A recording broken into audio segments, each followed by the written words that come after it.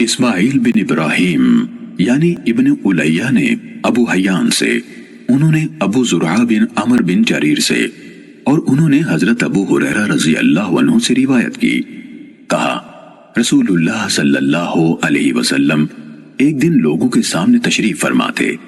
ایک آدمی آپ صلی اللہ علیہ وسلم کے پاس آیا اور پوچھا، اے اللہ کے رسول، ایمان کیا ہے؟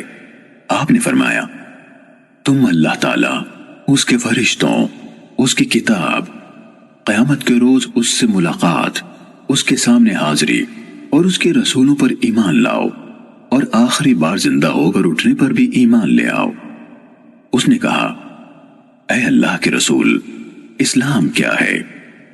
آپ نے فرمایا، اسلام یہ ہے کہ اللہ تعالیٰ کی عبادت کرو، اس کے ساتھ کسی چیز کو شریک نہ ٹھہراؤ، لکھی یعنی فرض کی گئی نمازوں کی پابندی کرو، فرض کی گئی زکوٰۃ ادا کرو، اور رمضان کے روزے رکھو۔ اس نے کہا، اے اللہ کے رسول، احسان کیا ہے؟ آپ صلی اللہ علیہ وسلم نے فرمایا، اللہ تعالیٰ کی عبادت اس طرح کرو گویا تم اسے دیکھ رہے ہو، اور اگر تم اسے نہیں دیکھ رہے ہو تو وہ یقیناً تمہیں دیکھ رہا ہے۔ اس نے کہا، اے اللہ کے رسول، قیامت کب قائم ہوگی؟ آپ صلی اللہ علیہ وسلم نے فرمایا، جس سے سوال کیا گیا ہے وہ اس کے بارے میں پوچھنے والے سے زیادہ آگاہ نہیں، لیکن میں تمہیں قیامت کی نشانیاں بتا دیتا ہوں۔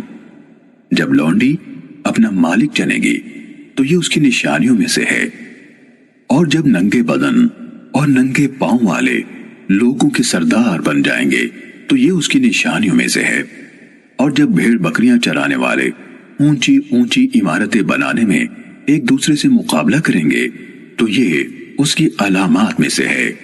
قیامت کے وقت کا علم ان 5 چیزوں میں سے ہے جنہیں اللہ تعالیٰ کے سوا کوئی نہیں جانتا ہے۔ پھر آپ صلی اللہ علیہ وسلم نے یہ آیت پڑھی، بے شک اللہ تعالیٰ ہی کے پاس قیامت کا علم ہے، وہی بارش برساتا ہے، اور وہی جانتا ہے کہ ارحام یعنی ماؤں کے پیٹوں میں کیا ہے۔ کوئی زیرو نہیں جانتا کہ وہ کل کیا کرے گا، نہ کسی متنفس کو یہ معلوم ہے کہ وہ زمین کے کس حصے میں فوت ہوگا۔ بلا شبہ اللہ تعالیٰ علم والا خبردار ہے۔ حضرت ابو ہریرہ رضی اللہ عنہ نے کہا، پھر وہ آدمی واپس چلا گیا تو رسول اللہ صلی اللہ علیہ وسلم نے فرمایا، اس آدمی کو میرے پاس واپس لاؤ۔ صحابہ کرام رضی اللہ عنہم اسے واپس لانے کے لیے بھاگ دوڑ کرنے لگے تو انہیں کچھ نظر نہ آیا۔ رسول اللہ صلی اللہ علیہ وسلم نے فرمایا، یہی جبرائیل علیہ السلام تھے جو لوگوں کو ان کا دین سکھانے آئے تھے۔